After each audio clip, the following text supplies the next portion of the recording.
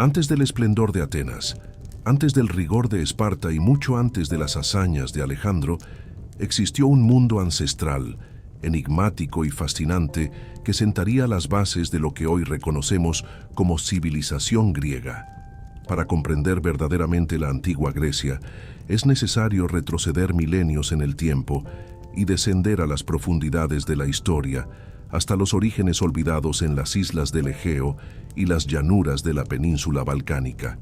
Fue allí donde dos pueblos enigmáticos, los minoicos y los micénicos, erigieron los primeros pilares de lo que se convertiría en el universo helénico.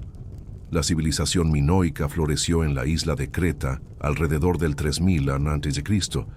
y perduró hasta aproximadamente el 1450 a.C. Su nombre proviene del legendario rey Minos, figura central del mito del Minotauro y el laberinto, relatos que los griegos posteriormente narrarían como fundamentos míticos de su identidad. Los minoicos no hablaban griego, y su escritura, conocida como Lineal A, permanece indescifrada hasta el día de hoy. A pesar de esto, legaron una herencia visual y arquitectónica impresionante.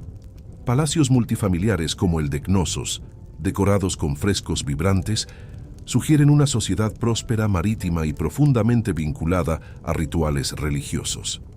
A diferencia de la imagen frecuentemente asociada a la antigüedad de reyes tiránicos y conflictos permanentes, los minoicos parecen haber sido relativamente pacíficos, con una cultura orientada al comercio, la adoración de divinidades y la naturaleza. Su arte representa escenas marinas, festivales, toros sagrados y figuras femeninas prominentes, quizás indicando la centralidad de diosas madres o sacerdotisas en sus cultos. El mar Egeo era su autopista, y a través de él comercializaban cerámica, aceite de oliva, metales e ideas, llegando hasta Egipto, el Levante y Anatolia. Mientras Creta florecía, al norte, en la Grecia continental, emergió un pueblo más guerrero y jerárquico, los micénicos. Alrededor del 1600 a.C., establecieron centros palaciegos fortificados en lugares como Micenas, Tirinto y Pilos. Hablaban una forma arcaica de griego, y su escritura, el Lineal B, ha sido descifrada revelando registros administrativos de una sociedad altamente organizada. Sus reyes gobernaban con puño de hierro sobre poblaciones campesinas, soldados y artesanos, todos conectados por una red compleja de obligaciones y tributos. La arqueología demuestra que los micénicos heredaron y adaptaron muchos elementos minoicos: arquitectura, símbolos religiosos, técnicas de navegación e incluso el gusto por la cerámica. No obstante, a diferencia de los minoicos, los micénicos construían sus palacios como fortalezas, con murallas ciclópeas, y enterraban a sus reyes en tumbas monumentales, como los famosos toloi, sepulturas en forma de colmena que aún hoy impresionan por su ingeniería. Fue este pueblo micénico el que dio origen a los mitos que siglos después serían cantados por Homero. Agamenón, Aquiles, Odiseo, Helena y otros personajes de la guerra de Troya tendrían sus raíces en figuras históricas de estos señores de la guerra. La Ilíada y la Odisea, aunque compuestas mucho después, bebieron de la memoria oral de generaciones que habitaron ese mundo de espadas de bronce, honor tribal y alianzas frágiles. La conexión entre los micénicos y el mundo troyano es más que literaria. Excavaciones en Hisarlik, en la actual Turquía, revelaron capas sucesivas de ciudades superpuestas, una de las cuales fue incendiada violentamente alrededor del 1200 a.C., lo que se alinea con el período sugerido para un posible conflicto entre griegos y troyanos. Aunque no existe prueba definitiva de la guerra de Troya, tal como la narró Homero, la existencia de conflictos entre potencias egeas y anatolias está bien documentada por fuentes hititas y egipcias de la época. Alrededor del 1200 a.C., tanto los palacios micénicos como los centros minoicos colapsaron. Las razones exactas aún se debaten. Invasiones de los llamados pueblos del mar, guerras internas, crisis climáticas, terremotos o una combinación de todos estos factores. Lo cierto es que, tras siglos de prosperidad, los grandes centros fueron incendiados, abandonados y olvidados. Los sistemas de escritura desaparecieron, el comercio internacional cesó y el arte se volvió rudimentario. Esta transición dramática marca el inicio de la Edad Oscura griega. Durante esta fase sombría, que se prolongaría durante aproximadamente 4 siglos, Grecia experimentó un declive demográfico, sus ciudades se contrajeron y su cultura se tornó casi irreconocible. Fue un tiempo en el que la escritura desapareció por completo, la arquitectura monumental fue abandonada y las memorias del pasado se transmitieron únicamente por vía oral. Pero, paradójicamente, fue también en este período de oscuridad donde comenzaron a germinar las semillas de un nuevo mundo. Mientras los registros escritos se esfumaban, las historias orales florecían. Poetas anónimos narraban y renarraban hazañas heroicas de reyes pretéritos, batallas épicas, divinidades poderosas y tragedias humanas. La tradición oral mantuvo viva la memoria micénica, aunque transformada, creando los cimientos de la futura mitología griega. Las narrativas míticas servían tanto para entretener como para educar, transmitiendo valores de coraje, lealtad, honor y destino, valores que moldearían el etos griego durante siglos. La arqueología revela que, incluso en medio de la decadencia, pequeñas aldeas y comunidades sobrevivieron. Los cementerios muestran un lento crecimiento poblacional con el paso del tiempo. El uso del hierro sustituyó al bronce, escaso, y entonces, alrededor del siglo VIII a.C., un soplo de renovación comenzó a recorrer el territorio griego. Las ciudades resurgieron, el comercio se reanudó y un nuevo alfabeto, adaptado de los fenicios, fue adoptado. Con él, la escritura retornó, pero ahora con una nueva misión: eternizar historias, leyes y pensamientos.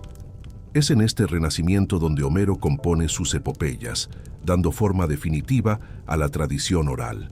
Las ciudades-estado comenzaron a consolidarse, trayendo consigo nuevas estructuras políticas y sociales. La religión adoptó una forma más sistematizada con los dioses olímpicos. La arquitectura resurgió con fuerza y, sobre todo, una nueva conciencia cultural comenzó a emerger, la de un pueblo que, aún dividido en múltiples poleis, compartía lengua, mitos, deidades y una memoria histórica común. Este espíritu compartido, el etos helénico, no nació de un único pueblo o momento. Es el fruto de la fusión entre los minoicos navegantes y los micénicos guerreros, de las pérdidas de la Edad Oscura y de la resistencia de la tradición oral. Es una cultura que renace de las ruinas, se reconstruye con base en mitos y aprende a ver el pasado no como un final, sino como un punto de partida. Y es con este renacimiento que comienza de hecho la Grecia que el mundo conocerá y admirará. Una civilización que se definirá no solo por sus guerras o templos, sino por su capacidad de transformar ruinas en poesía, silencio en filosofía y caos en orden. Parte 2. El surgimiento de la polis y el modelo ateniense y espartano. Con el renacimiento de Grecia tras la Edad Oscura, emergió una nueva forma de organización política y social, la polis. Este término, frecuentemente traducido como ciudad-estado, representa mucho más que una simple localidad urbana. La polis era simultáneamente una comunidad física, una estructura política, un centro religioso y el corazón de la identidad colectiva de los griegos. No era apenas un lugar para habitar, sino un espacio de pertenencia, deber y orgullo. Surgidas a partir de aldeas que crecieron y se unieron en comunidades más complejas, las poleis pasaron a dominar el panorama griego entre los siglos IX y VI a.C. Cada polis poseía su propia forma de gobierno, leyes, moneda, ejército y deidades tutelares. Aunque compartían lengua, religión y costumbres con otras ciudades griegas, eran políticamente independientes y frecuentemente rivales. Algunas se organizaban como oligarquías, donde unos pocos ricos controlaban el poder. Otras como tiranías, dominadas por líderes carismáticos que tomaban el control mediante la fuerza o el apoyo popular, y, en casos más raros y revolucionarios, como democracias. Este mosaico político confería a Grecia su diversidad interna, al mismo tiempo que reforzaba su unidad cultural.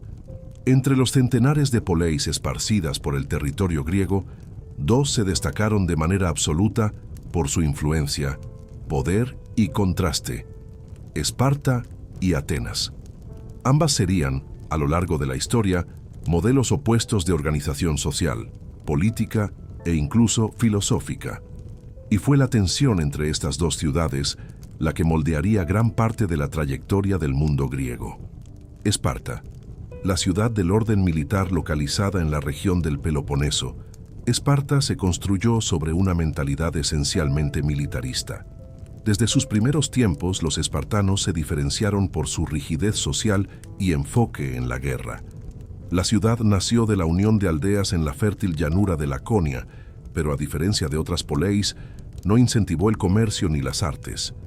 Su prioridad era la formación de soldados perfectos, y para ello, toda la sociedad fue moldeada en torno a la disciplina, la obediencia y la fuerza. La estructura espartana dividía la población en tres grupos principales: espartiatas, ciudadanos de pleno derecho, guerreros profesionales; periecos, hombres libres dedicados al comercio y la producción, pero sin derechos políticos; ilotas, una población servil, dominada por los espartanos y forzada a trabajar la tierra. Eran mayoritarios y constantemente vigilados, pues una revuelta suya representaba una amenaza constante al sistema. Desde los 7 años de edad, los niños espartanos eran retirados de sus familias e insertados en la agogé, el sistema educativo estatal volcado a la formación militar. Allí aprendían a soportar hambre, dolor, frío, a luchar y a obedecer sin cuestionamiento. Las mujeres espartanas, aunque excluidas de la política, tenían un papel central en la reproducción y mantenimiento de la fuerza del Estado. Recibían educación física rigurosa y eran incentivadas a dar a luz hijos fuertes. Paradoxalmente, esto las convertía en las mujeres más libres de Grecia, con derecho a herencia y control de propiedades. Atenas, la cuna de la democracia y la cultura. Atenas, por su parte, siguió un camino diametralmente opuesto. Situada en el Ática, su economía y sociedad estaban volcadas hacia el comercio marítimo, el artesanado, la cultura y la política.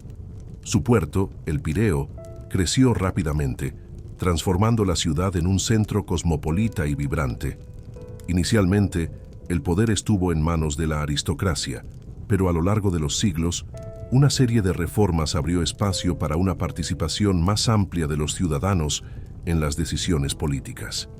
Fue en Atenas donde la noción de democracia comenzó a tomar forma, aunque de modo limitado para estándares modernos.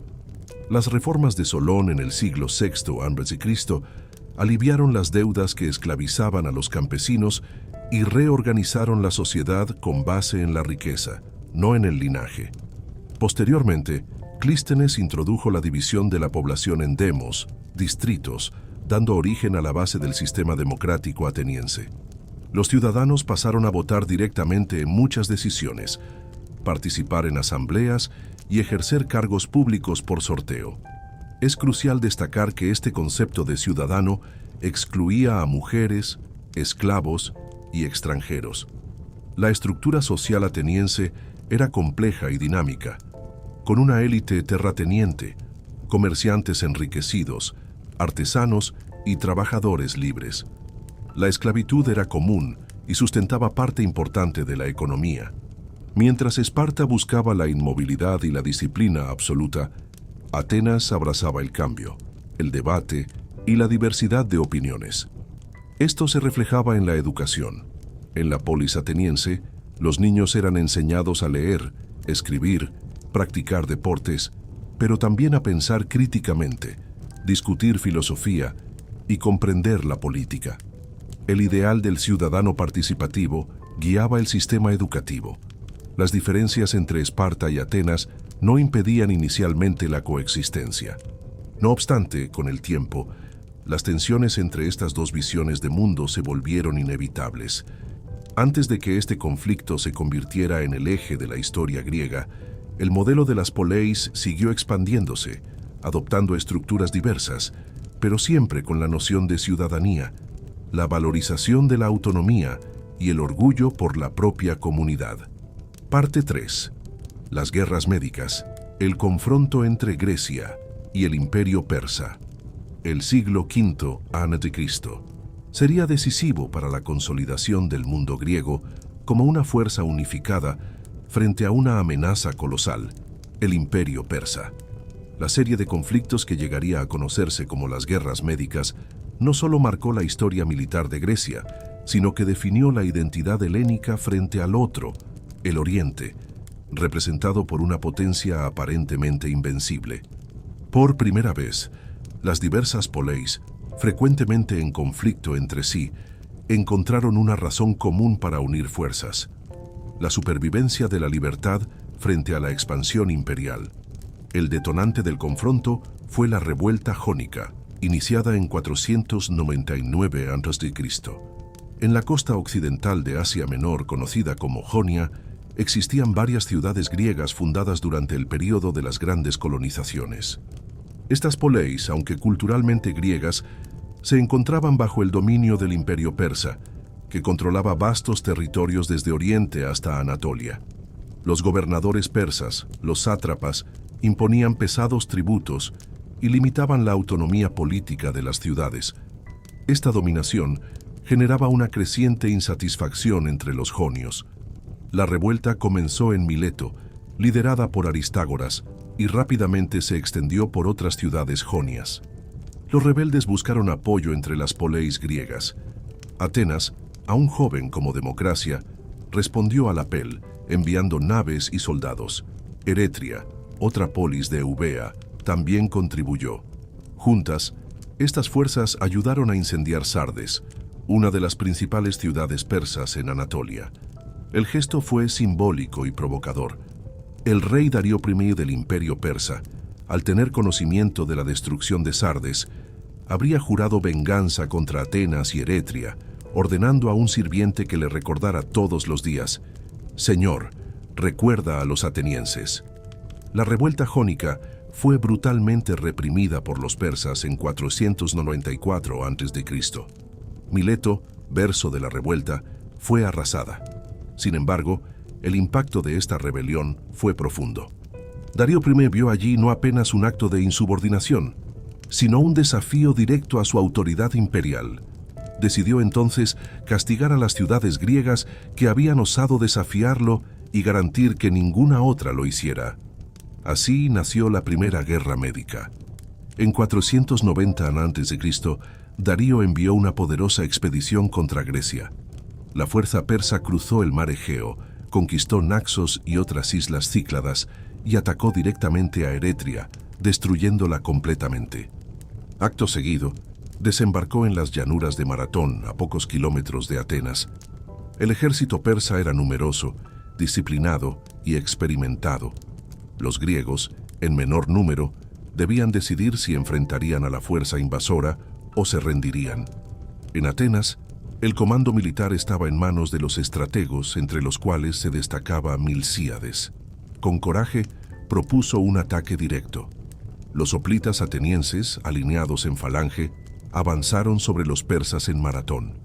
La batalla fue violenta, pero la estrategia y el coraje de los griegos prevalecieron. Los persas fueron derrotados y retrocedieron hacia sus naves.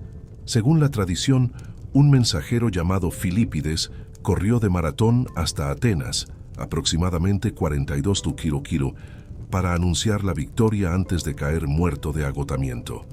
Esta hazaña daría origen, muchos siglos después, a la moderna Maratón. La victoria en Maratón fue un hito. Demostró que el imperio persa no era invencible y que la unidad griega podía prevalecer incluso frente a un enemigo superior en número. No obstante, la amenaza no estaba eliminada. Darío murió poco después de la derrota, pero su hijo Jerjes I asumió la misión de concluir la venganza. Durante años el imperio persa preparó una invasión en escala colosal. Cuando finalmente llegó en 480 a.C., Grecia enfrentaba la mayor amenaza de su historia. Jerjes movilizó un ejército gigantesco, según Heródoto, de centenares de miles de hombres. y construyó puentes flotantes sobre el Helesponto, e hizo excavar un canal en el monte Athos para facilitar el desplazamiento naval. Era una campaña pensada para aplastar cualquier resistencia. La noticia de la aproximación persa causó pánico entre los griegos. Muchas ciudades optaron por someterse. Otras, lideradas por Atenas y Esparta, decidieron resistir. Fue entonces formada la Liga Helénica, una alianza entre diversas poleis griegas para enfrentar a los invasores. Esparta asumió el comando militar terrestre. Atenas, con su flota naval en crecimiento, lideraría las operaciones en el mar. Esta unión temporal, forjada bajo presión, fue un hecho político notable. Por primera vez, un número significativo de poleis griegas actuó en conjunto con un objetivo común: defender su libertad. El primer gran confronto de esta nueva fase ocurrió en las Termópilas, un desfiladero entre las montañas y el mar, ideal para bloquear el avance terrestre persa.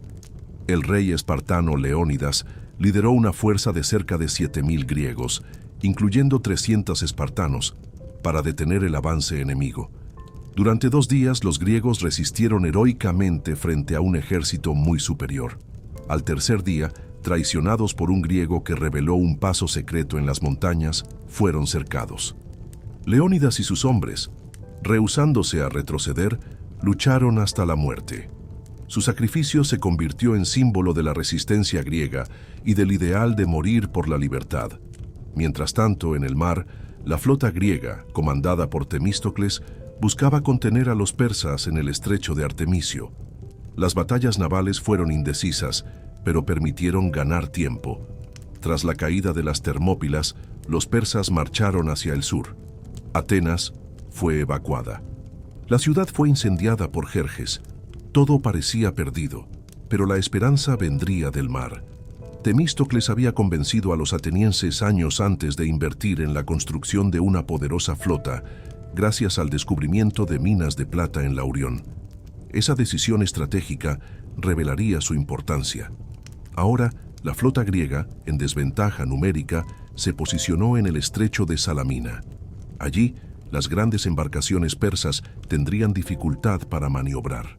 Con habilidad, Temístocles utilizó un estratagema para atraer a los persas al combate en aquel punto estrecho. Cuando el confronto comenzó, los navíos griegos, menores y más ágiles, causaron una enorme destrucción. La victoria naval en Salamina fue decisiva. Jerjes, temiendo perder su línea de suministros, se retiró con parte de sus fuerzas, dejando un ejército menor al mando de Mardonio. Al año siguiente, en 479 a.C., los griegos reunieron sus tropas y enfrentaron al resto del ejército persa en Platea. Esparta envió un gran contingente liderado por Pausanias. Fue una de las mayores batallas terrestres de la historia griega. Los griegos vencieron con firmeza, encerrando la invasión persa.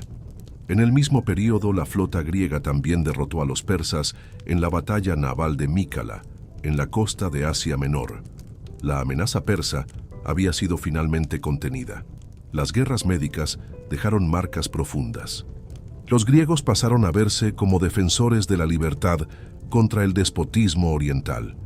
Este contraste sería explorado y exaltado por filósofos, historiadores y dramaturgos. Heródoto, considerado de la historia, dedicó su obra justamente a narrar estos eventos, intentando entender sus causas y consecuencias. La victoria griega consolidó el orgullo helénico y reforzó la idea de una identidad común, a pesar de las diferencias entre las poleis. Políticamente, las consecuencias fueron inmensas. Esparta, con su papel heroico en las Termópilas y Platea, consolidó su reputación como potencia militar terrestre. Atenas, por su parte, emergió como gran fuerza naval y política. Aprovechando su flota poderosa, organizó la Liga de Delos, una alianza de poleis bajo su liderazgo. Inicialmente volcada para proteger el Egeo contra nuevos ataques persas, la Liga rápidamente se transformaría en instrumento del imperialismo ateniense. Más que una victoria bélica, las guerras médicas fueron el momento en que los griegos probaron a sí mismos y al mundo que la unión, aunque frágil, podía resistir al imperio más poderoso del mundo. fue la victoria del ingenio sobre la fuerza bruta, de la estrategia sobre la cantidad, de la autonomía sobre la sumisión. Grecia había vencido, pero las semillas de un nuevo conflicto estaban plantadas, ahora, entre los propios griegos. Parte 4. El siglo de Pericles y el imperialismo ateniense. Con el fin de las guerras médicas y la expulsión definitiva de los persas, Atenas emergió como la gran protagonista del mundo griego. La ciudad, que antes era apenas una entre muchas, ahora se destacaba como un símbolo de resistencia, innovación política y poderío naval. Este prestigio recién conquistado fue rápidamente transformado en influencia real, y la forma en que Atenas administró esta nueva posición sería decisiva para el rumbo de la historia griega. Inmediatamente después de las victorias contra los persas, diversas ciudades griegas, especialmente en las islas y en la costa de Asia Menor, aún temían posibles represalias del imperio persa. Para lidiar con esta amenaza, se formó en 478 a.C. la Liga de Delos, una alianza de poleis griegas liderada por Atenas. El nombre provenía de la isla de Delos, local sagrado dedicado a Apolo, donde inicialmente se guardaba el tesoro de la liga. Cada ciudad contribuía con dinero, naves o tropas, bajo el compromiso común de proteger el mundo griego contra cualquier tentativa de nueva invasión persa. Aunque la Liga de Delos se presentaba como una alianza igualitaria, la realidad era muy diferente. Atenas, controlando la mayor parte de la flota, pasó rápidamente a dictar los rumbos de la alianza.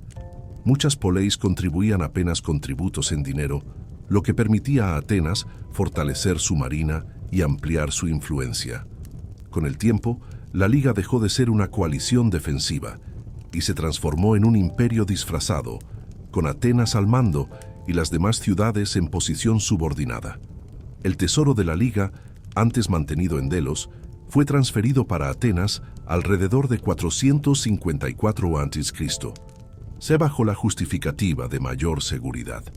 A partir de ahí, los recursos de la alianza comenzaron a ser utilizados no apenas para fines militares, sino también para financiar proyectos grandiosos en Atenas: templos, teatros, obras públicas y programas sociales.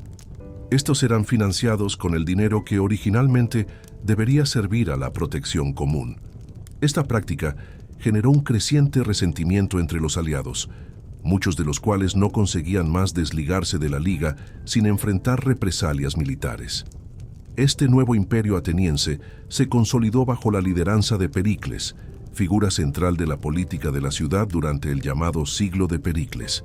Fue estratego por más de 30 años consecutivos, acumulando prestigio e influencia, aunque respetando las formas democráticas.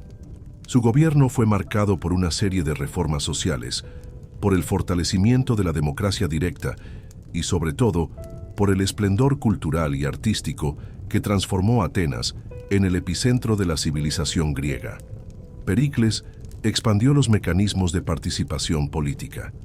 Instituyó el pago a ciudadanos que ejercían funciones públicas o comparecían en las asambleas y tribunales, lo que permitía que hasta los más pobres participaran de la vida política.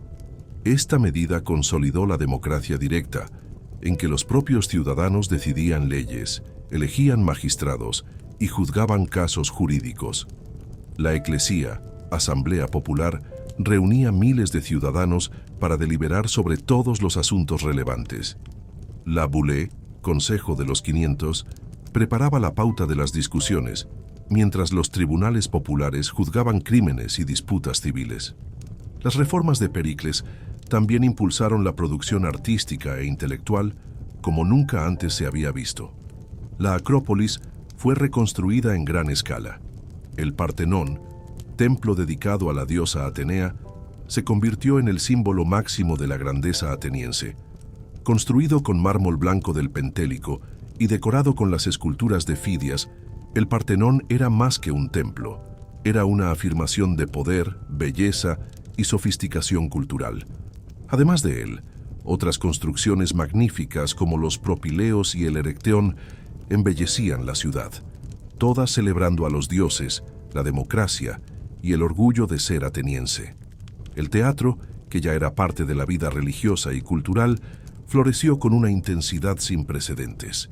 Durante el siglo de Pericles, Atenas fue la cuna de tragedias profundas y comedias mordaces que moldearon el drama occidental.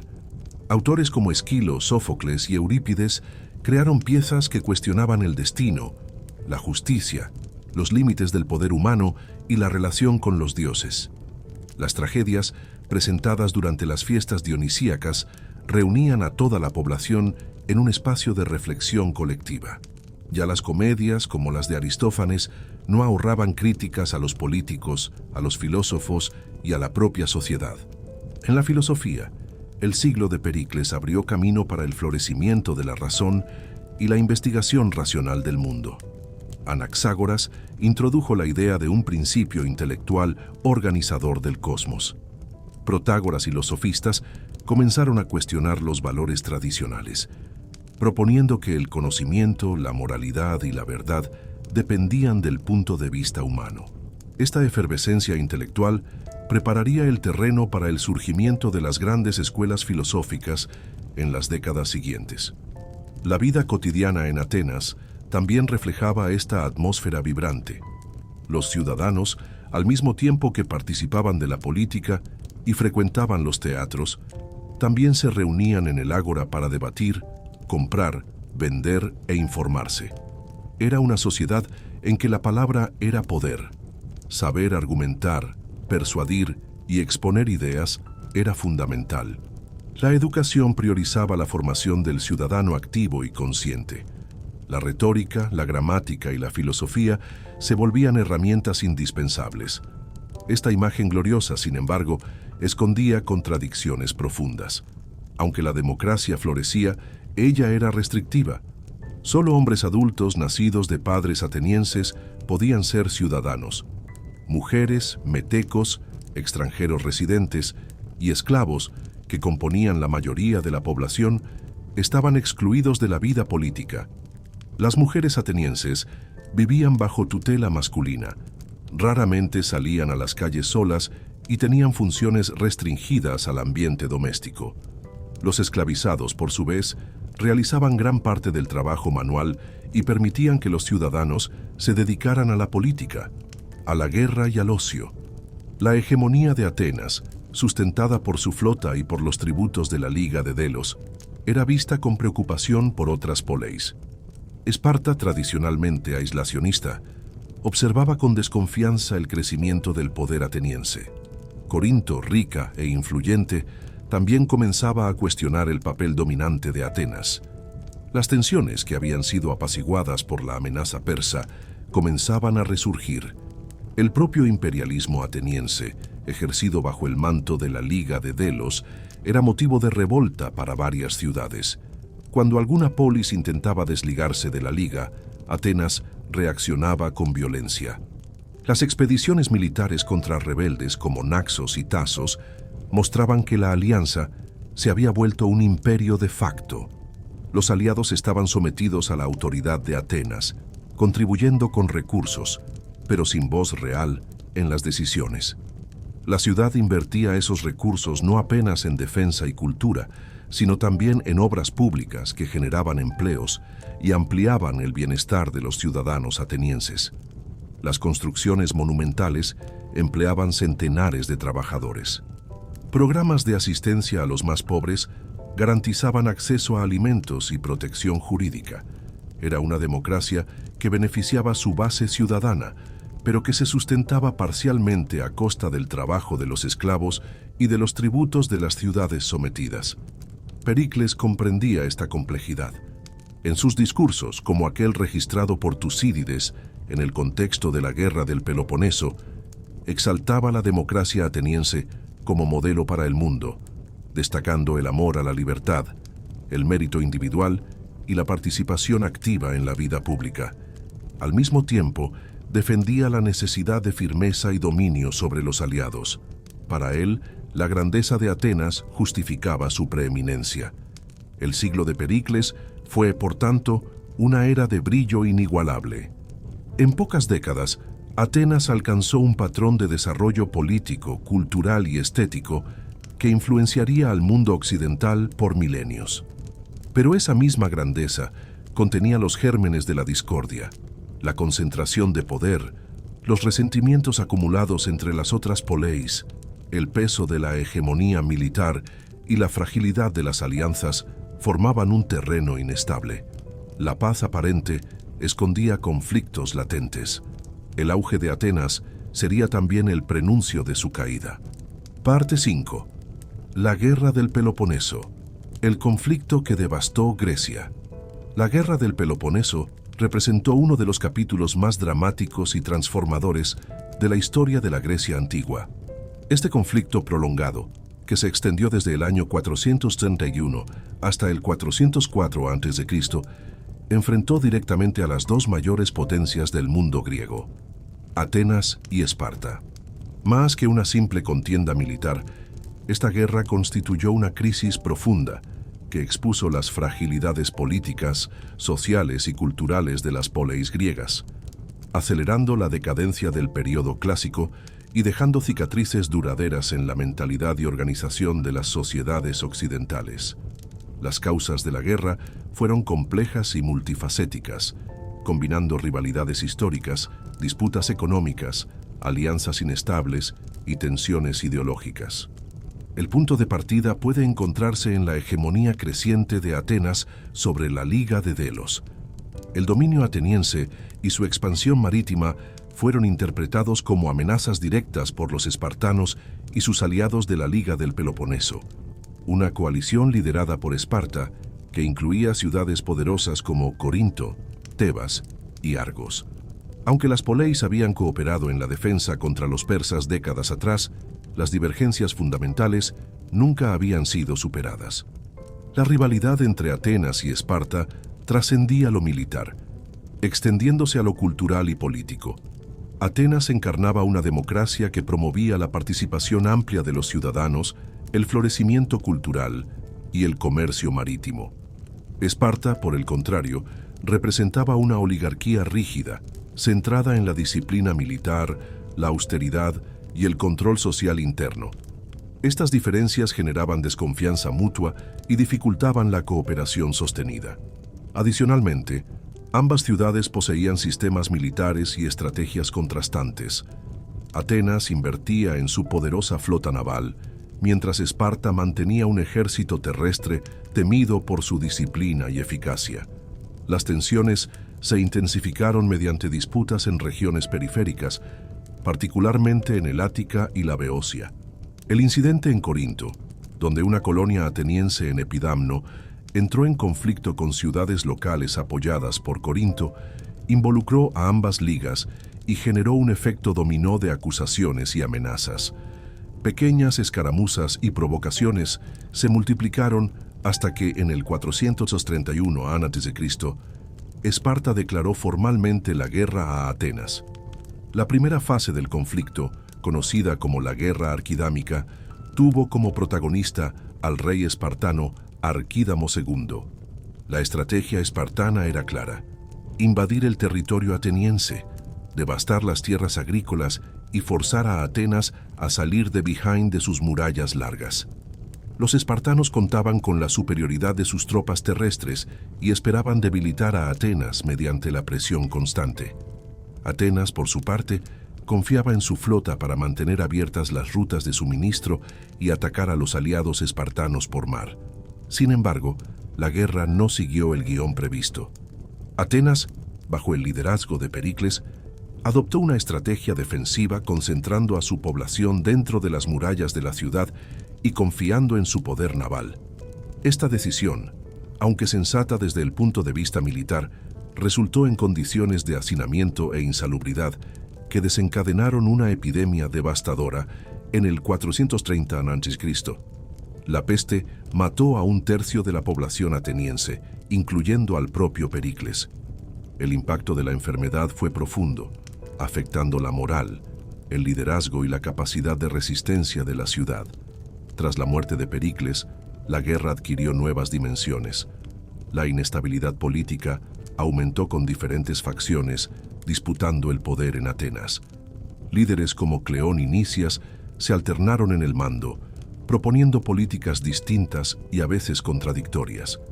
Mientras Cleón defendía acciones agresivas y ofensivas, Nicias era más cauteloso y buscaba negociaciones.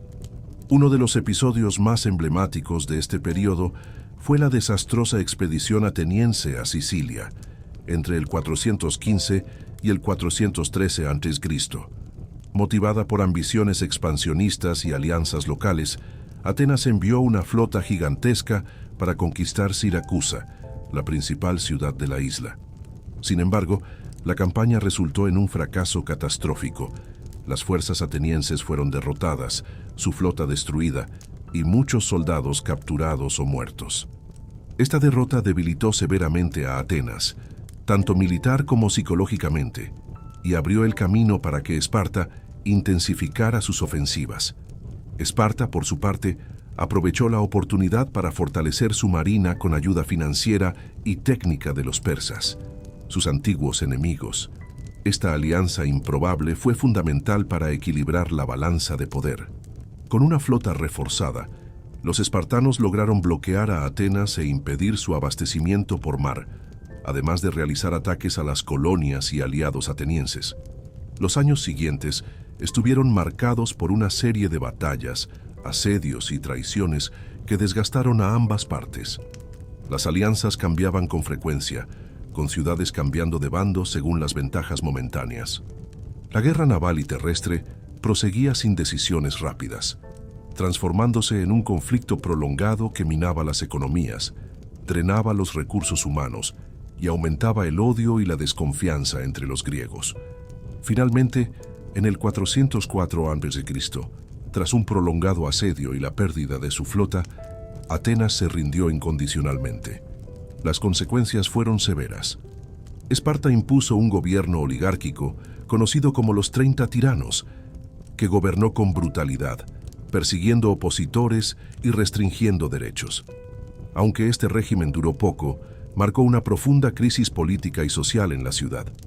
Más allá del impacto inmediato, la guerra del Peloponeso tuvo efectos duraderos para toda Grecia. La cooperación entre las poleis se quebró definitivamente. El concepto de una identidad helénica unificada fue sustituido por rivalidades regionales y por el debilitamiento de las instituciones democráticas. Las guerras continuaron, ahora entre diferentes alianzas menores y ciudades rivales. La economía griega sufrió con la devastación de las tierras, la pérdida de vidas y la interrupción del comercio. La guerra drenó las riquezas y provocó desplazamientos poblacionales. Muchas ciudades quedaron en ruinas, mientras la población vivía en constante inseguridad.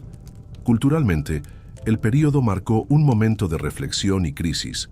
Filósofos, historiadores y dramaturgos reaccionaron al desorden con obras que cuestionaban la justicia, el poder y la naturaleza humana. Tucídides, historiador ateniense que participó del conflicto, escribió su historia de la guerra del Peloponeso con un rigor analítico y escepticismo que revolucionaron la historiografía. Describió la guerra no apenas como un confronto militar, sino como una lucha por el poder y la supervivencia de la polis, destacando los efectos corrosivos de la ambición y la desconfianza.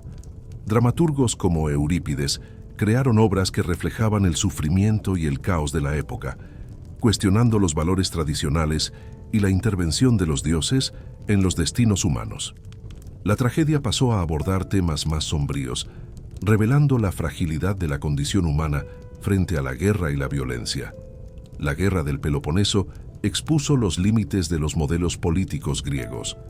La democracia ateniense, a pesar de sus avances, se mostró vulnerable a las presiones internas y externas.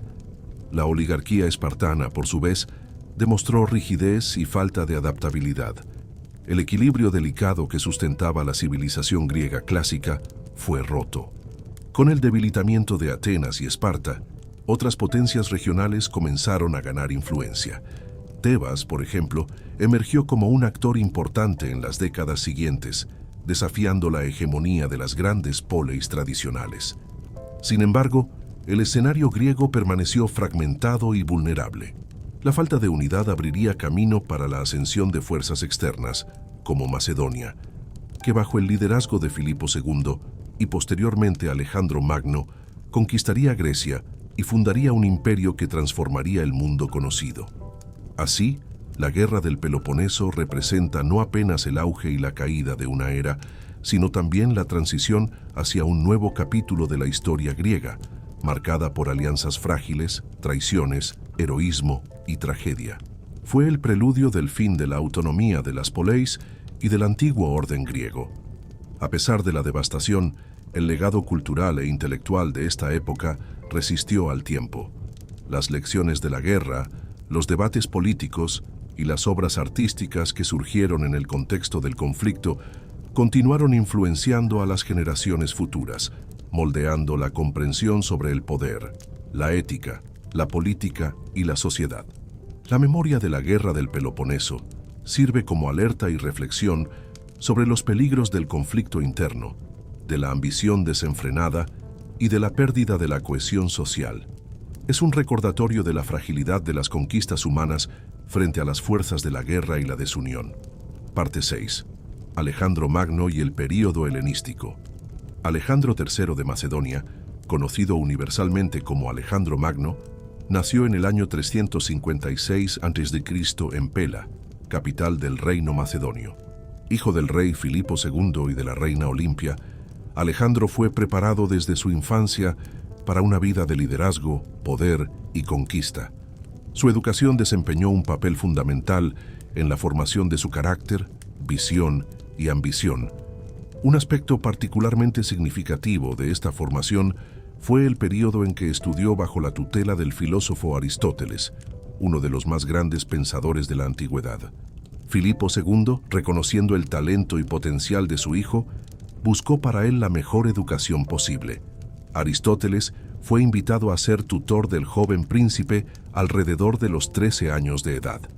Durante casi 3 años, Alejandro tuvo acceso a los conocimientos filosóficos, científicos, políticos y culturales más avanzados del mundo griego. Aristóteles no solo enseñó sobre ética, política y filosofía, sino que también estimuló en Alejandro el amor por la cultura griega, por la ciencia y por la comprensión de las múltiples facetas de la naturaleza humana y del cosmos. Esta educación filosófica tuvo un impacto directo en las decisiones y en el modo de actuar de Alejandro durante sus futuras campañas. Combinaba el pragmatismo militar con la visión idealista de un gobernante, que buscaba unir pueblos y culturas distintas bajo el mismo espíritu helénico. La idea del rey filósofo, aunque distante, puede vislumbrarse en su forma de gobernar y en su postura frente a los conquistados. La ascensión de Alejandro al trono de Macedonia ocurrió en el 336 a.C., tras el asesinato de su padre Filipo II. Con apenas 20 años, enfrentó desafíos internos y externos, incluyendo revueltas y amenazas de invasión. Rápidamente, sin embargo, consolidó su poder al suprimir rebeliones en las ciudades griegas y afirmar la autoridad macedonia.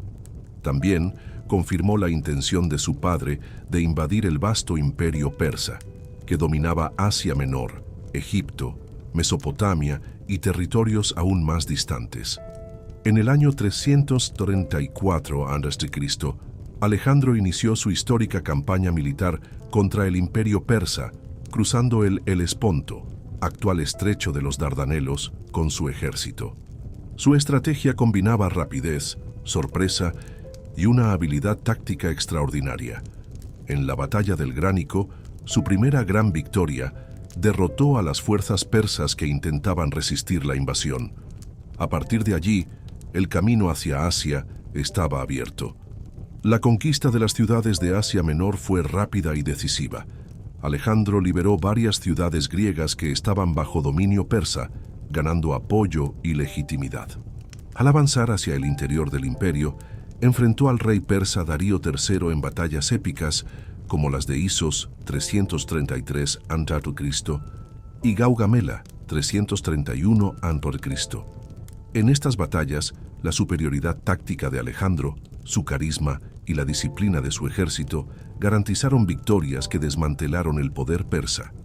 Tras la victoria en Gaugamela, Alejandro marchó hacia la capital persa, Persépolis, donde su ejército saqueó la ciudad simbolizando el fin del dominio persa. Sin embargo, su conquista no se limitó al territorio tradicional del imperio. Alejandro continuó avanzando hacia el este, llegando hasta el Valle del Indo, donde enfrentó nuevos desafíos: terreno desconocido, poblaciones resistentes y climas adversos. A lo largo de su campaña, Alejandro demostró no solo habilidades militares excepcionales, sino también una política de integración cultural. Incentivó matrimonios entre sus oficiales y mujeres locales, adoptó elementos de la cultura persa, vistió ropas orientales y promovió la fusión entre griegos y pueblos conquistados. Esta política de sincretismo cultural daría origen al período conocido como helenismo, caracterizado por la difusión de la cultura griega por vastas regiones de Asia y Oriente Medio. El impacto del helenismo fue profundo. Ciudades como Alejandría, fundada en Egipto por Alejandro, se convirtieron en centros de cultura, comercio y ciencia. El griego se volvió lingua franca en todo el imperio, facilitando la comunicación y el intercambio intelectual. El helenismo influenció la filosofía, las artes, la ciencia, la religión y la política, creando una nueva síntesis cultural que perduraría por siglos. Sin embargo, la campaña de Alejandro también tuvo sus costos. Su ejército, cansado y lejos de casa, enfrentaba dificultades crecientes. Tras alcanzar el río Indo, sus soldados, temiendo más desafíos y largas marchas, exigieron el retorno. Alejandro accedió, iniciando la larga y difícil marcha de regreso, enfrentando emboscadas, enfermedades y dificultades logísticas. En el año 323 a.C., tras años de campaña y conquistas, Alejandro murió en Babilonia a los 32 años, probablemente víctima de fiebre. Aunque existen varias teorías sobre la causa, su muerte inesperada sumió al imperio en crisis, pues no dejó un heredero claro y fuerte. El vasto imperio de Alejandro se fragmentó en varios reinos gobernados por sus generales, conocidos como los diádocos. Estas divisiones dieron origen a los reinos helenísticos de Egipto, Siria, Macedonia y otras regiones. A pesar de la fragmentación política, el legado cultural, científico y artístico del helenismo permaneció como una de las herencias más importantes de la antigüedad. Alejandro Magno permanece como una figura emblemática de la historia mundial. Su combinación de habilidades militares, visión política y ambición transformó el mundo antiguo, iniciando un periodo de intercambios culturales y expansión que moldearía la historia de Occidente y Oriente. Su mito de conquistador y unificador resuena hasta los días actuales, simbolizando la búsqueda del poder, la gloria y la integración entre diferentes pueblos. El periodo helenístico que siguió a su muerte vería la continuación de este legado, con la creación de grandes centros de saber como la Biblioteca de Alejandría y el desarrollo de nuevas corrientes filosóficas como el estoicismo y el epicureísmo, que buscarían answers a las preguntas fundamentales de la vida en un mundo ahora vasto y multicultural. Parte 7. La vida cotidiana en la antigua Grecia. La vida cotidiana en la antigua Grecia estaba marcada por una combinación única de tradiciones, prácticas sociales, creencias religiosas y actividades económicas que moldeaban la experiencia de los habitantes de las diferentes poleis. Cada ciudad-estado presentaba sus particularidades, pero algunas características comunes definieron el modo de vida griego durante siglos, influenciando desde la estructura familiar hasta las relaciones comerciales entre las comunidades. El papel de la familia era fundamental en la organización social. La familia griega antigua, u oikos, no era apenas un grupo de parientes, sino una unidad económica, social y religiosa. El cabeza de familia, generalmente el hombre más viejo, detentaba la autoridad sobre los miembros y los bienes. Las mujeres tenían un papel esencial en el hogar, cuidando de la casa, de la educación de los hijos pequeños y de la administración de los asuntos domésticos. A pesar de su importancia, las mujeres en general tenían derechos restringidos y una presencia limitada en la vida pública, aunque esta dinámica variaba entre las ciudades, siendo Esparta una excepción notable por su relativa libertad femenina. La educación era altamente valorada, especialmente en ciudades democráticas como Atenas. Los niños eran instruidos desde temprano en lectura, escritura, música, gimnasia y retórica, preparándolos para la participación activa en la vida pública y en las decisiones políticas. El sistema educativo visaba formar ciudadanos conscientes de sus derechos y deberes, y muchos maestros y filósofos ganaban destaque al enseñar a los jóvenes. La educación también tenía carácter moral, buscando inculcar virtudes como el coraje, la justicia y la sabiduría. En las familias aristocráticas, el entrenamiento militar era intensificado, preparando a los jóvenes para la guerra, elemento crucial en la sociedad griega. En la vida religiosa, los griegos cultivaban una relación íntima con sus dioses y rituales. Cada polis poseía sus propios dioses protectores, templos y festivales que integraban la comunidad y reforzaban la identidad local. Las creencias eran politeístas y los mitos explicaban el origen del mundo, el funcionamiento de la naturaleza y los destinos humanos. Sacrificios, oráculos y ceremonias públicas eran comunes, buscando el favor divino en aspectos que iban desde la cosecha hasta las guerras. La religión permeaba todos los niveles de la vida, influenciando decisiones políticas, económicas y culturales. El arte era un reflejo tanto de las creencias religiosas como de los valores sociales.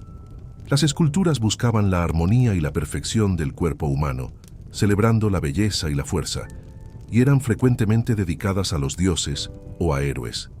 La arquitectura, con sus templos y espacios públicos, expresaba el poder de las ciudades y la búsqueda del equilibrio estético. Las pinturas, muchas veces retratadas en vasos de cerámica, ilustraban escenas de la mitología, del cotidiano y de los conflictos, sirviendo también como objetos utilitarios. El teatro, una de las más importantes formas artísticas, tenía función tanto de entretenimiento cuanto de reflexión social y política, con tragedias y comedias presentadas en festivales anuales. La economía griega antigua se basaba en la agricultura, el comercio y la producción artesanal. La agricultura era la actividad principal de la mayoría de la población, cultivando cereales, olivos, viñas y criando ganado. La tierra era el principal medio de subsistencia, y el control sobre ella determinaba la riqueza y el estatus social. En las ciudades costeras, el comercio marítimo floreció, beneficiado por la ubicación geográfica y por el desarrollo de la navegación. Los griegos comerciaban con diversas regiones del Mediterráneo y del Mar Negro, exportando aceite, vino, cerámica e importando metales, granos y bienes de lujo. Las poleis eran económicamente interdependientes, aunque frecuentemente en competencia política. La moneda griega, introducida en el siglo VI a.C., facilitó los intercambios y el desarrollo del mercado. Las ferias y los mercados, conocidos como ágoras, eran centros de vida social y comercial, donde ciudadanos se encontraban para negociar, discutir y participar de la vida pública. Los artesanos y comerciantes formaban una clase importante, responsable por la producción de bienes diversos, desde armas y armaduras hasta tejidos y joyas. Los gremios y asociaciones profesionales regulaban las actividades, protegiendo los intereses de sus miembros. En las ciudades mayores, el trabajo asalariado y la utilización de esclavos para trabajos pesados y domésticos eran comunes. La esclavitud era una institución presente y aceptada en la sociedad griega. Los esclavos eran obtenidos por medio de guerras, comercio o deudas y desempeñaban funciones variadas, desde trabajos manuales hasta actividades especializadas como tutores, médicos y artistas. A pesar de que la esclavitud era una parte integrante de la economía, existían debates filosóficos sobre la justicia y la moralidad de esa práctica. El ocio y el deporte también tenían gran importancia en la vida griega. Los Juegos Olímpicos, realizados cada 4 años en Olimpia, reunían atletas de diversas poleis, promoviendo la competición y la unión entre los griegos. Las competiciones testeaban habilidades como carrera, lucha, lanzamiento de disco y carrera de carros, y eran acompañadas por ceremonias religiosas. El atletismo y el entrenamiento físico eran valorados como parte del desarrollo integral del ciudadano. En la esfera doméstica, las festividades familiares, los banquetes y las celebraciones religiosas reforzaban los lazos sociales y la transmisión cultural. La música, la poesía y la danza eran elementos presentes en diversas ocasiones, contribuyendo al enriquecimiento cultural de la sociedad. La vida cotidiana, por tanto, era un equilibrio entre la dedicación al trabajo, a la familia, a la religión y a la participación en la vida pública. Rígidas estructuras sociales y las normas tradicionales definían los papeles de cada individuo, pero también había espacio para el debate, la filosofía y la creación artística que hacían de la Grecia antigua un verso cultural e intelectual de proporciones históricas. Aun con las diferencias regionales y temporales, la experiencia cotidiana griega estableció fundamentos que influenciaron profundamente el desarrollo de la civilización occidental, especialmente en conceptos de ciudadanía, democracia, ética y estética. Parte 8. Religión y mitología en la antigua Grecia. La religión en la antigua Grecia no era apenas un conjunto de creencias y prácticas espirituales, sino un elemento central en la vida social, política y cultural de las poleis. La religiosidad griega permeaba todos los aspectos del cotidiano, moldeando las relaciones entre los individuos, las comunidades e incluso el poder gubernamental. El sistema religioso era politeísta, con un panteón de dioses y diosas que encarnaban fuerzas de la naturaleza, valores humanos y aspectos de la vida, y cuya presencia se sentía en templos, festivales, cultos y oráculos. En el corazón de la religión griega estaban los 12 dioses olímpicos, considerados los principales habitantes del monte Olimpo, la morada sagrada que simbolizaba la esfera divina. Zeus, el dios del cielo y soberano de los dioses, era la figura central, detentador del poder supremo y de la justicia. Su autoridad equilibraba la orden del cosmos y de las relaciones humanas. A su lado dioses como Hera, diosa del matrimonio y de la familia, Poseidón, señor de los mares, Atenea, diosa de la sabiduría y de la guerra estratégica, Apolo, dios de la música, de la profecía y de la cura, Artemisa, diosa de la caza y de la naturaleza salvaje, Ares, dios de la guerra, Afrodite, diosa del amor y de la belleza, Hefesto, dios del fuego y de la metalurgia, Deméter, diosa de la agricultura, Hermes, mensajero de los dioses y protector de los viajantes, y Dioniso, dios del vino y del éxtasis, completaban el panteón, cada uno con sus mitos, templos y cultos específicos. Los mitos que envolvía a estos dioses no eran apenas historias para entretenimiento, sino narrativas cargadas de significados simbólicos y éticos. Explicaban el origen del mundo, los fenómenos naturales, las condiciones humanas y los valores sociales. La mitología griega influenciaba directamente la percepción que los griegos tenían de sí mismos, sus ciudades y sus relaciones con el universo. Cada polis tenía su propia versión de culto y de festivales religiosos, que servían para reforzar la identidad colectiva y la cohesión social. Atenas, por ejemplo, era especialmente devota a Atenea, su diosa patrona, a quien dedicaba el magnífico Partenón. Los festivales, como las Panateneas, eran ocasiones de celebración religiosa, política y cultural, reuniendo ciudadanos en competiciones atléticas, presentaciones dramáticas y ceremonias sacramentales. Los cultos religiosos podían ser públicos o privados, envolviendo rituales complejos, como sacrificios de animales, ofrendas de alimentos, procesiones, oraciones y fiestas. El sacrificio era una práctica central en que la víctima ofrecida a los dioses era quemada en altar y atribuida a los participantes. Este acto simbolizaba la comunión entre humanos y divinidades, una forma de mantener el equilibrio y recibir protección. Los oráculos desempeñaban un papel crucial en la religión griega. Entre los más famosos estaba el oráculo de Delfos, dedicado a Apolo, considerado y local, donde la voluntad de los dioses era interpretada por sacerdotisas conocidas como pitonisas. Reyes, generales, ciudadanos comunes y hasta ciudades enteras buscaban sus profecías para decisiones importantes, desde guerras hasta fundaciones de nuevas colonias. Las respuestas, muchas veces enigmáticas, eran interpretadas por sacerdotes y tenían gran influencia sobre la política y la vida social. La religión también estaba profundamente entrelazada con la política. Los líderes de las poleis utilizaban la religión para legitimar su poder, promoviendo la construcción de templos, financiando festivales y consultando oráculos para justificar sus acciones. El sacerdocio y las instituciones religiosas frecuentemente estaban bajo control de la élite, que usaba esos mecanismos para reforzar la orden social y la cohesión interna. Además, la religión era fundamental para la definición de la ciudadanía. Participar de los cultos públicos y respetar los dioses de la ciudad era un deber cívico que vinculaba el individuo a la comunidad. La transgresión de los rituales o el desrespeto a los dioses eran considerados crímenes graves, pasibles de puniciones severas, pues amenazaban la armonía social y atraían la ira divina.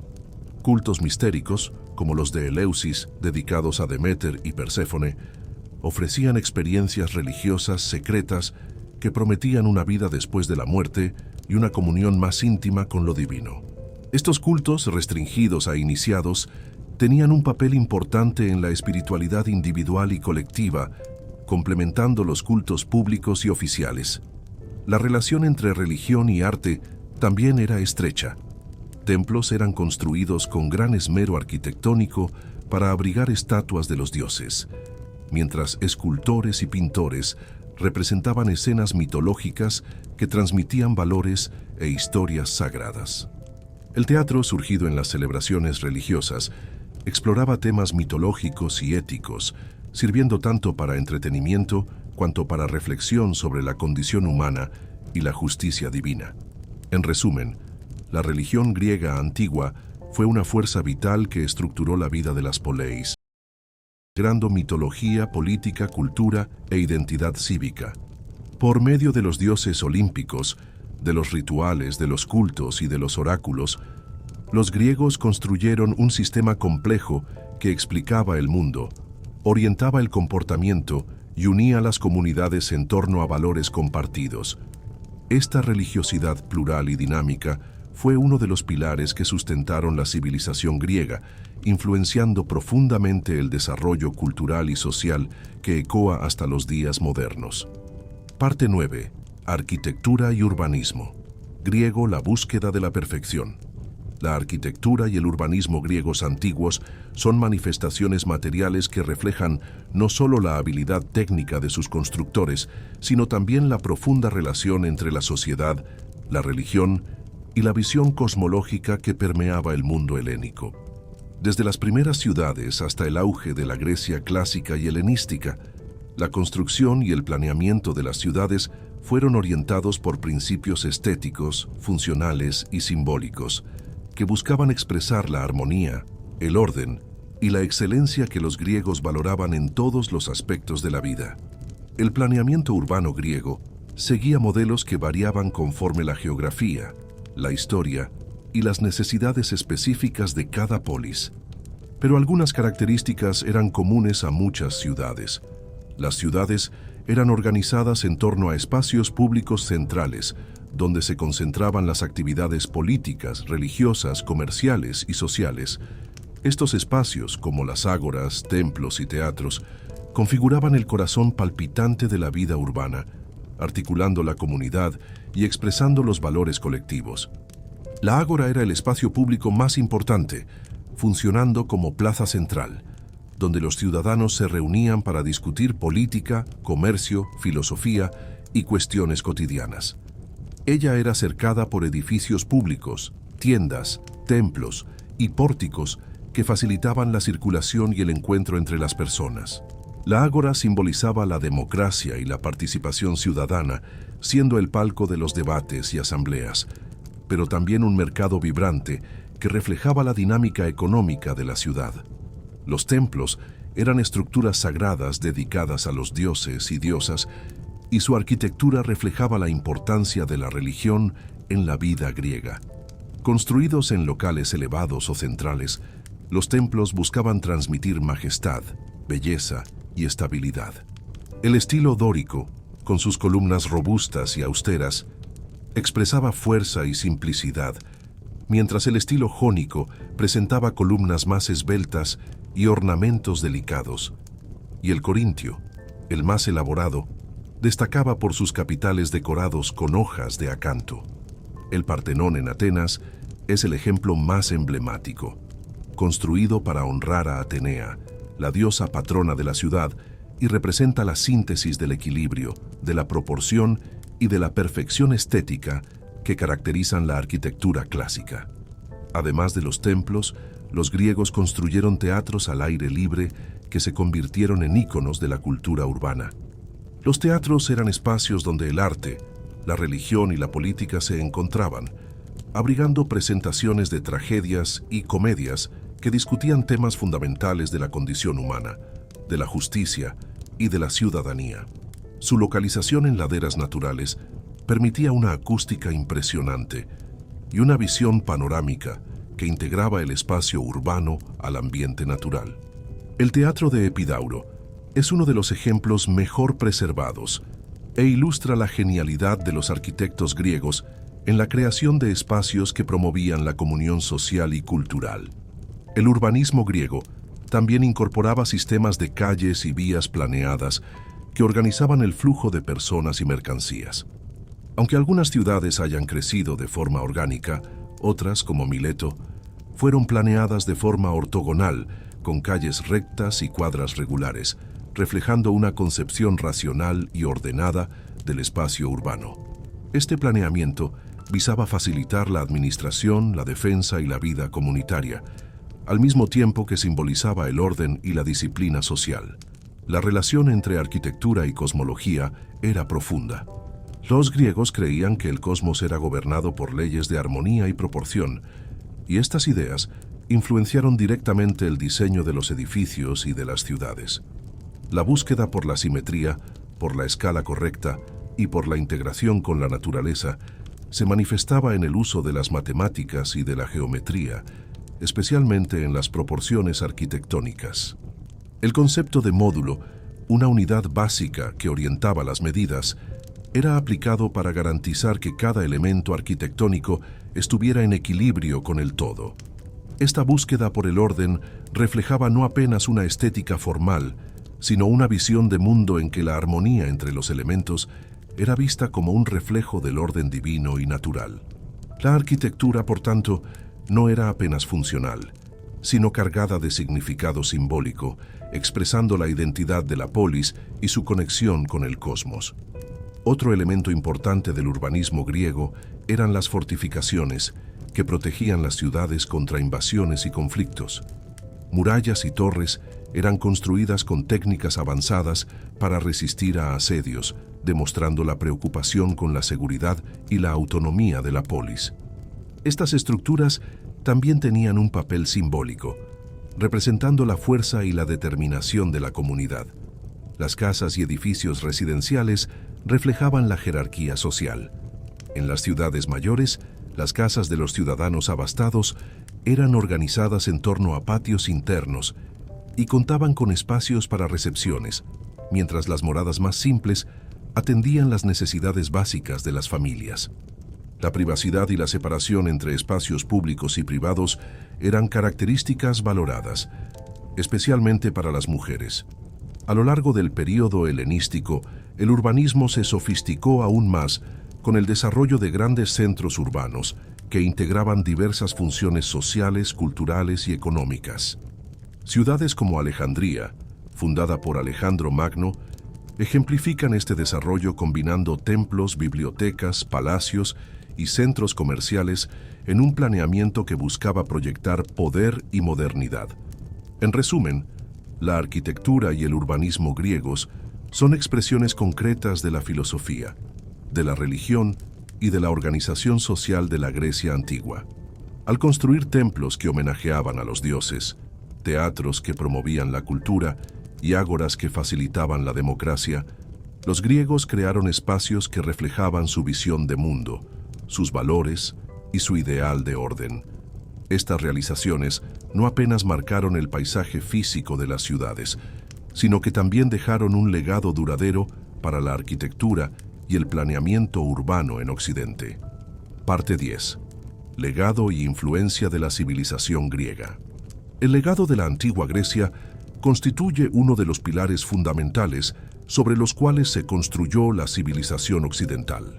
Su influencia perdura hasta nuestros días en numerosos aspectos de nuestra cultura, pensamiento, política y arte. La herencia griega trasciende el tiempo y el espacio, demostrando una vitalidad extraordinaria que continúa moldeando nuestro mundo contemporáneo. En el ámbito político, los griegos desarrollaron conceptos revolucionarios que cambiarían para siempre la organización de las sociedades humanas. La idea de democracia, aunque limitada en su forma original, sentó las bases para los sistemas de gobierno participativos modernos. El concepto de ciudadanía, con derechos y deberes específicos, emergió como una innovación radical en la organización social.